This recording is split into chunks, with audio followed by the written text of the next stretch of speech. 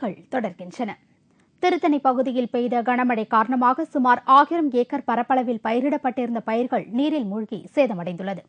திருவள்ளூர் மாவட்டம் திருத்தணி, ஆர்கேபேட்டை மற்றும் பள்ளிப்பட்டு உள்ளிட்ட பகுதிகளில் நெல், கரும்பு மற்றும் காய்கறி வகைகள் ஆகியவை பயிர் செய்யப்பட்டு வருகிறது. இந்நிலையில் நேற்று முன்தினம் பெய்த கனமழை காரணமாக அங்குள்ள கால்வாய்கள் மற்றும் ஆறுகளில் உடைப்பு ஏற்பட்டு தண்ணீர் வெளியேறி சுமார் 1000 ஏக்கர் பரப்பளவு விவசாய நிலங்களை சூழ்ந்தது. இதனால் அங்கு பயிரிடப்பட்டிருந்த பயிர்கள் அனைத்தும் நீரில் மூழ்கி அழுகும் நிலையில் உள்ளது. நீரில் மூழ்கிய பயிர்களை திருத்தணி தேமுதிக சட்டமன்ற உறுப்பினர் அருண் சுப்பிரமணியம் பார்வையிட்டு பாதிக்கப்பட்ட விவசாயிகளுக்கு அரசின் நிதியுதவி கிடைக்க நடவடிக்கை எடுப்பதாக உறுதியளித்தார். தாராபுரம் அருகே உள்ள ஆற்றுப் பகுதியில் பொதுமக்களை அச்சுறுத்தி வரும் ராட்சச முதலையை பிடிக்க வனத்துறையினர் நடவடிக்கை எடுக்க வேண்டும் என்று அந்த பகுதி மக்கள் கோரிக்கை விடுத்துள்ளனர். தாராபுரம் அருகே உள்ள அமராவதி ஆற்றங்கரையில் கருப்பணசாமி கோவில் ஒன்று உள்ளது. கோவிலில் சுவாமி கும்பிடுவதற்காகவும் ஆற்றில் குளிப்பதற்காகவும் ஏராளமான மக்கள் இங்கு வந்து செல்வது வழக்கம். இந்நிலையில் நேற்று விடுமுறை நாள் என்பதால் தாராபுரத்தின் பல்வேறு பகுதிகளிலிருந்து ஏராளமான பொதுமக்கள் ஆற்று பகுதிக்கு வந்திருந்தனர். அப்போது ஆற்றில் குளித்துக் கொண்டிருந்த பொதுமக்கள் ஆற்றின் நடுவே முதலை இருப்பதைக் கண்டு அதிர்ச்சியடைந்து அச்சத்துடன் கரைக்கு திரும்பினர். இதுகுறித்து பொதுமக்கள் கூறுகையில் ஆற்றில் குளித்துக் கொண்டிருப்பவர்களை இந்த ராட்சத முதலை அச்சுறுத்தி வருவதாகவும் அசம்பாவித சம்பவங்கள் ஏதும் நிகழ்வதற்கு முன்னர் அந்த ராட்சத முதலையை பிடிக்க வனத்துறையினர் நடவடிக்கை எடுக்க வேண்டும் என்றும் கோரிக்கை விடுத்தனர். தாராபுரத்திலிருந்து அலங்கி வர்ற வழியில சீத்தக்காடுன்னு ஒரு இடம் இருக்குது. அங்க சங்கிலி கருப்பன் கோயிலுங்கிற இடத்துல அங்க ஒரு ஆறு வருது, அமராவதி ஆறு வருது. அந்த இடத்துல முதலைகள் எத்தனை முதலை இருக்குன்னு தெரியல. ஆனா ஒரு முதலை அந்த பாறையில படுத்திருக்குது. இதை பார்த்துட்டு யாருமே குளிக்கிறதுக்கு வர்றதுக்கு பயந்துகிட்டு யாரும் இங்க வரமாட்டேங்கிறாங்க. இதேபோல் சில நாட்களுக்கு முன்பு தாராபுரம் அடுத்துள்ள சங்கராண்டாம்பாளையம் பகுதியில் சுமார் 60 கிலோ எடை கொண்ட முதலை ஒன்று பிடிபட்டது குறிப்பிடத்தக்கது. தேமுதிக நிறுவன தலைவர் கேப்டன் விஜயகாந்த் பிறந்தநாளை முன்னிட்டு மாநிலம் முழுவதும் உள்ள தேமுதிக தொண்டர்கள் பொதுமக்களுக்கு பல்வேறு நலத்திட்ட உதவிகளை செய்து வருகின்றனர். நெல்லை மாநகர் மாவட்ட தேமுதிக சார்பில் ரத்த தான முகாம் நேற்று நடைபெற்றது. மாவட்ட செயலாளர் முகமது அலி தலைமையில் நடைபெற்ற இந்நிகழ்ச்சியில் ஏராளமானோர் கலந்து கொண்டு ரத்த தானம் செய்தனர். இதேபோல் கேப்டன் பிறந்தநாளை முன்னிட்டு கோவை வடக்கு மாவட்ட காரமடை ஒன்றிய மருதூர் ஊராட்சி கே புங்கம்பாளையத்தில் பள்ளி குழந்தைகளுக்கு நலத்திட்ட உதவிகள் மற்றும் அன்னதானம் வழங்கும் நிகழ்ச்சி நடைபெற்றது. கோவை வடக்கு மாவட்ட செயலாளர் பாண்டியன் தலைமையில் நடைபெற்ற இந்நிகழ்ச்சியில் ஏராளமான குழந்தைகள் மற்றும் பொதுமக்கள் கலந்து கொண்டனர். திண்டுக்கல் கிழக்கு மாவட்டம் சார்பாக மாவட்ட செயலாளர் ரவிக்குமார் கட்சியின் கொடியை ஏற்றி வைத்து இனிப்புகள் வழங்கினார். நிகழ்ச்சியில் பள்ளி மாணவ மாணவிகளுக்கு இலவச நோட்டு புத்தகங்கள் வழங்கப்பட்டன.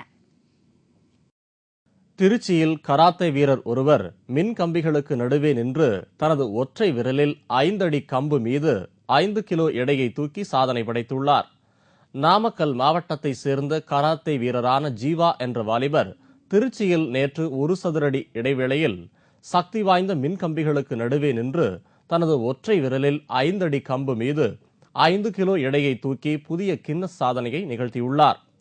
சாதனை புரிந்த கராத்தே வீரர் ஜீவாவிற்கு ஏராளமான பொதுமக்கள் தங்களது வாழ்த்துக்களை தெரிவித்தனர். 3 வாரத்துக்கு முன்னாடி வடிவேல் என்ற நண்பர் 5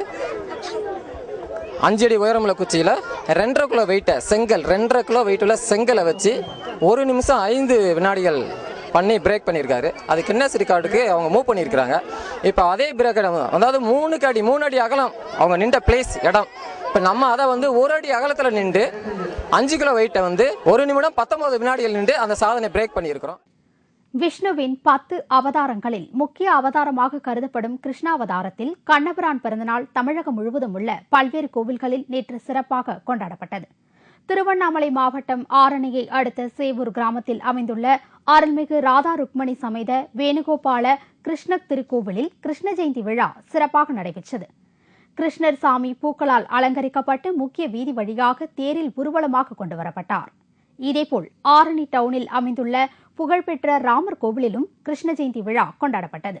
விழாவில் ஆரணி தேமுதிக சட்டமன்ற உறுப்பினர் பாபு முருகவேல் கலந்து கொண்டு அன்னதானத்தை தொடங்கி வைத்தார். திருவண்ணாமலை மாவட்டம் வந்தவாசி அடுத்த கீழ்கோவளைவேடு கிராமத்தில் கிருஷ்ண ஜெயந்தியை முன்னிட்டு உரியடி மற்றும் வழுக்குமரம் ஏறும் நிகழ்ச்சி நடைபெற்றது. இதில் ஏராளமான பொதுமக்கள் கலந்து கொண்டனர். பொன்னேரி அருகே உள்ள சோழவரம் பிரசன்ன ராஜகோபால சுவாமி கோவிலில் கிருஷ்ண ஜெயந்தியை முன்னிட்டு சிறப்பு அபிஷேகம் மற்றும் ஆராதனைகள் நடைபெற்றது. இதேபோல் கோவை ஜோதிபுரத்தில் உள்ள சகாய அன்னை தேர் திருவிழா நேற்று இரவு வெகு சிறப்பாக நடைபெற்றது. நிகழ்ச்சியில் 1000க்கும் மேற்பட்ட பொதுமக்கள் கலந்து கொண்டு அன்னையை வழிபட்டு சென்றனர். கேரளாவில் நெற்களால் பல கலைப்பொருட்களை வடிவமைத்து ஓவியர் ஒருவர் சாதனை படைத்துள்ளார். கேரள மாநிலம் ஆலப்பே மாவட்டத்தைச் சேர்ந்தவர் கிருஷ்ணன்குட்டி. இவர் உணவுப் பொருளான நெல்லை வைத்து பல்வேறு விதமான கலைப்பொருட்களை வடிவமைத்து அனைவரின் பாராட்டினையும் பெற்று வருகிறார். பெவிக்கால் பசையின் உதவியுடன் ஒவ்வொரு நெற்களையும் குறுக்கும் நெடுக்குமாக வைத்து பள்ளிவாசல், கோவில், தேவாலயம் என அனைத்து மத வழிபாட்டு தலங்களையும் வடிவமைத்துள்ளார். கிருஷ்ணன்குட்டியின் ஒவ்வொரு படைப்பும் புது புது விதமாய் காட்சியளிக்கும். கப்பல், போர்வாள் மற்றும் குடிசை போன்ற பொருட்களை அவர் வடிவமைத்து சாதனை படைத்துள்ளார். ஒரு படைப்பினை உருவாக்க 4 அல்லது 5 மணி நேரம் எடுத்துக்கொள்ளும் கிருஷ்ணன்குட்டி சோர்வடையாமல் கலைப்பொருட்களை உருவாக்குவது அவரது தனிச்சிறப்பாகும். இதுபோன்று பல கலை படைப்புகளை உருவாக்கி இந்த வருட இறுதிக்குள் கண்காட்சி ஒன்றை நடத்த இருப்பதாகவும் கிருஷ்ணன்குட்டி தெரிவித்துள்ளார். இந்தியாவில் கோதுமை உற்பத்தியை அதிகரிக்க மத்திய அரசு நடவடிக்கை எடுத்து வருவதாக குன்னூரில் நடைபெற்ற விவசாய கருத்தரங்கில் விஞ்ஞானிகள் தெரிவித்துள்ளனர். இந்தியாவில் கோதுமை, ராகி உள்ளிட்ட உணவு தானியங்களின் உற்பத்தியை அதிகரிக்க மத்திய அரசு தீவிர நடவடிக்கை எடுத்து வருகிறது. இதற்காக இந்திய விவசாய ஆராய்ச்சி கழக விஞ்ஞானிகள் பல்வேறு முயற்சிகளை மேற்கொண்டு வருகின்றனர்.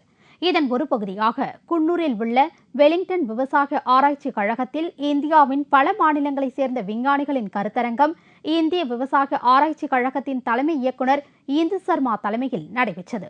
இந்த கருத்தரங்கில் கோதுமை உற்பத்தியை அதிகரிக்க எடுக்க வேண்டிய நடவடிக்கைகள் குறித்து விவாதிக்கப்பட்டது. நீலகிரி மாவட்டத்தில் கோதுமை பயிரிட அதிகமான சாத்தியக்கூறுகள் இருப்பதும் தற்போது கண்டுபிடிக்கப்பட்டுள்ளது.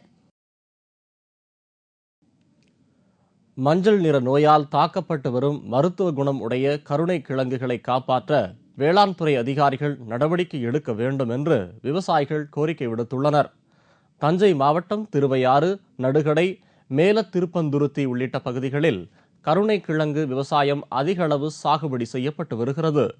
மருத்துவ குணமுடைய இந்த கருணை கிழங்கை மஞ்சள் நிற நோய் தாக்கி வருவதால் விவசாயிகள் பெரும் வேதனை அடைந்து வருகின்றனர்.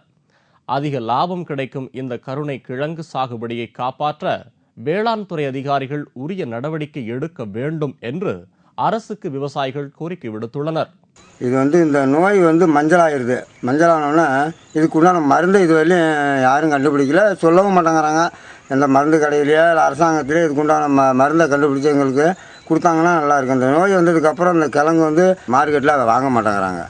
எங்களுக்கு போட்ட முதல்ல விட நஷ்டமாக தான் ஆயிடுது. அது மாதிரி பண்ணும்போது அதுக்கு உண்டான மருந்தை ஏதாவது கண்டுபிடிச்சி எங்களுக்கு விவசாயத்திலேருந்து அரசாங்கத்திலேருந்து கொடுத்தாங்கன்னா அதை பயிர் பண்ணுறதுக்கு ஒரு லாபகரமான பயிராக எங்களுக்கு தெரியும்.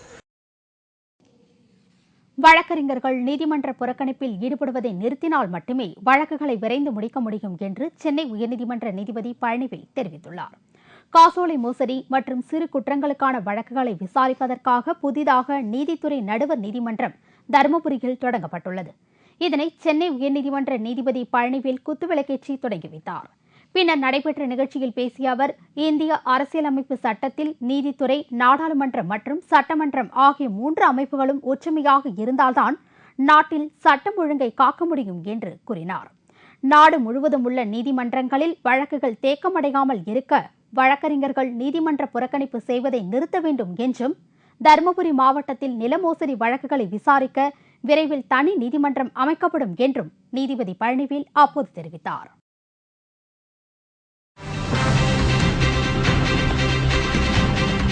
அமெரிக்காவில் நடைபெற்ற விமான சாகச நிகழ்ச்சி. விமானம் தரையில் விழுந்து நொறுங்கியதில் ஒருவர் பலி. விவரம் இடைவேளைக்கு பிறகு.